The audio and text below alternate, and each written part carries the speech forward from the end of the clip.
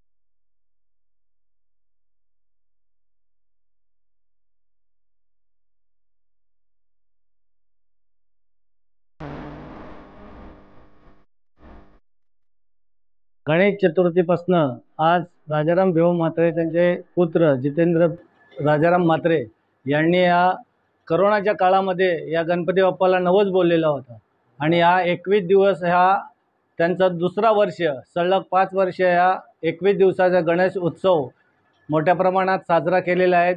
येणाऱ्या सर्व गणेश भक्तांना आमच्या म्हात्रे परिवाराकडून हार्दिक हार्दिक शुभेच्छा। तसेच सर्व भक्तांना सुख शांती समृद्धी मिळो हीच गणेश चरणी प्रार्थना। तसेच माझा संपूर्ण कुटुंब आनंदात गुण्या गोविंदात राहावेत हीच भगवान चरणी गणेश चरणी प्रार्थना।